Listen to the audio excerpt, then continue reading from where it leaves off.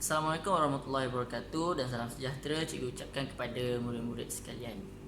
Okey, untuk kelas hari ini, cikgu harap semua orang dapat sediakan alat tulis, buku teks, muka surat 54 dan juga buku tulis tata bahasa ataupun buku tulis pendek.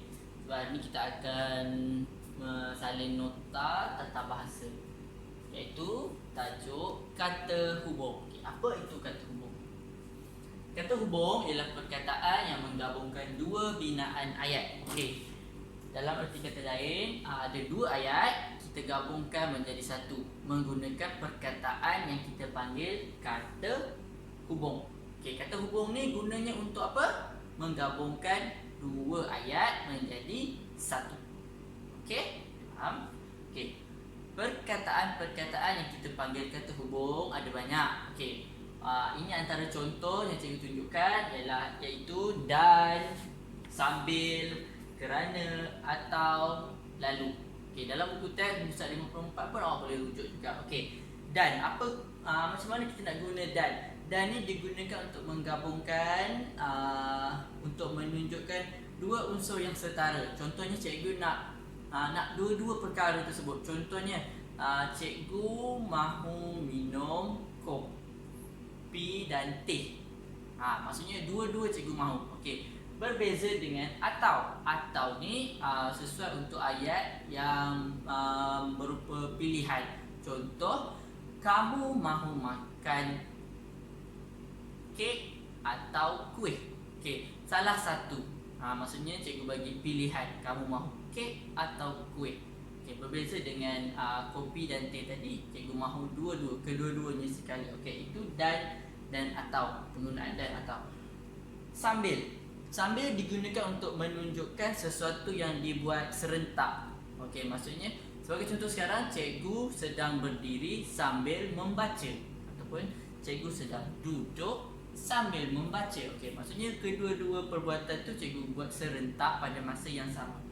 Okey, kerana digunakan untuk menerangkan sebab sesuatu benda yang kita lakukan. Okey, kita gunakan kerana ni untuk menerangkan sebab dalam ayat kita tu. Lalu gunanya, okey, lalu ni sukar sikit untuk digunakan. Lalu ni digunakan untuk menggabungkan dua perkara yang atau perbuatan yang dilakukan secara berturut-turut. Sebagai contoh, cikgu berjalan lalu duduk. Okey, nampak? Cikgu sedang melakukan satu perbuatan kemudian dituruti dengan perbuatan yang lain. Bagi contoh tadi, cikgu berjalan lalu duduk. Atau Kamal berlari lalu terjatuh. Okey, ada dua perbuatan, ada dua kata kerja di situ yang berturut-turut. Mula berlari, Kamal berlari lalu terjatuh. Dia berturut. Dia bukan serentak, berbeza dengan sambil. Sambil tadi dilakukan serentak, yang lalu ni pula dilakukan berturut-turut. Selepas satu perbuatan dituruti dengan perbuatan yang lain. Okey, seterusnya. Okey, ini contoh macam mana kita nak gabungkan dua ayat menjadi satu. Okey, dalam pembentangan ini cikgu tunjukkan dua ayat. Satu ayat pertama, ayat nombor 1 ialah gigi Hana bersih. Ayat nombor 2 ialah gigi Hana cantik. Okey, macam mana kita nak gabungkan ayat ni? Macam mana? Kita gunakan kata hubung. Okey, sebagai contoh ayat ini kita gabungkan dengan kata hubung apa? Kata hubung dan. Okey, sebagai contoh ayat ni, bila ayat tu perkataan dalam kedua ayat tu berulang, kita tak perlu tulis dua-dua. Kita tulis salah satu saja. Okey. Sebagai contoh dalam dua ayat ni, gigi Hana bersih, gigi Hana cantik. Gigi Hana ni dapat tak berulang. Kita tak perlu tulis dua kali. Kita tulis sekali saja. Gigi Hana bersih, yang kedua ni cantik. Okey, ada dua kata adjektif. Maksudnya gigi Hana ni bersih dan cantik lah kan, kita faham. Okey. Macam ni kita nak gabung, kita tak boleh cakap gigi Hana bersih cantik. Dia dah tak cantik dah tak jadi ayat betul. Kita kena guna kata hubung.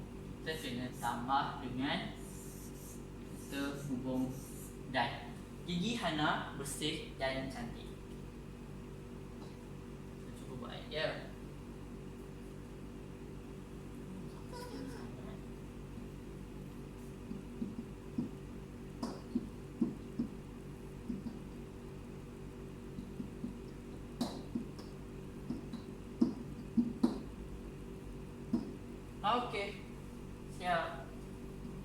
gigi Hana bersih dan cantik.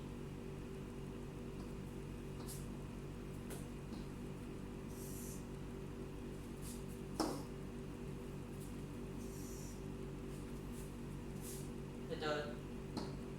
Seterusnya, okey, kita rujuk buku teks muka surat 54. Okey. Okey, dalam buku teks muka surat 54 ni, kita tengok perenggan yang pertama. Tajuk perenggan ni, tajuk karangan ni ialah cantik dan sihat. Okay, kita tengok perenggan yang pertama saja dulu. Okay, dalam perenggan pertama ni, mana satu kata hubung yang bertanda merah? Okey, dah mudah sangat dah. Ada tanda dah. Okey.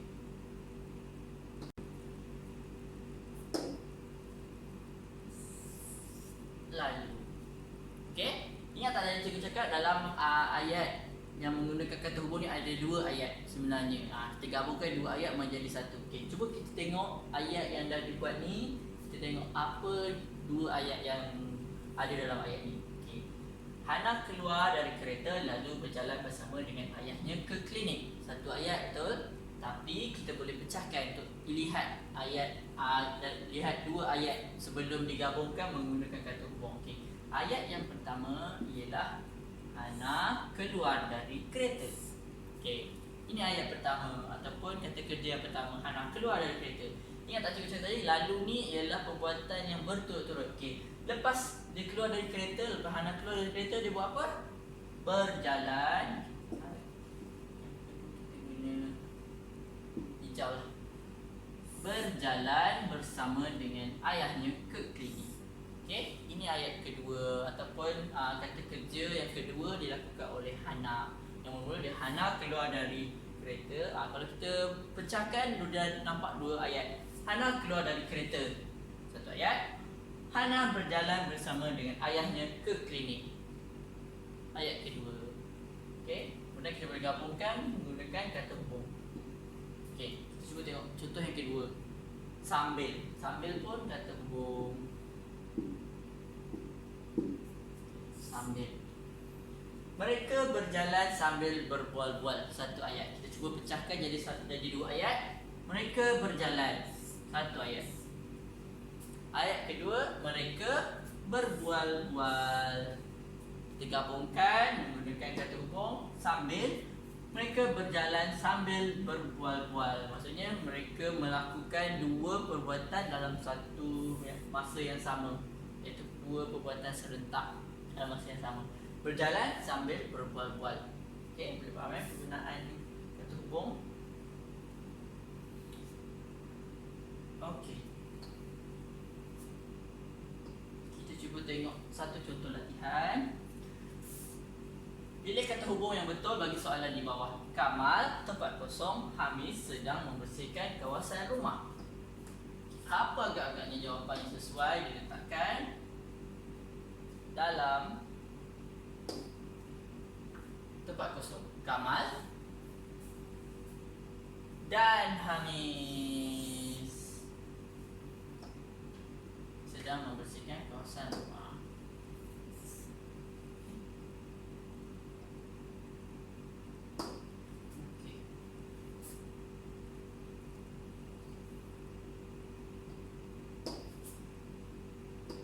Untuk latihan hari ini, anda perlu melengkapkan latihan dalam buku aktiviti BM Unit 1, buku surat 64.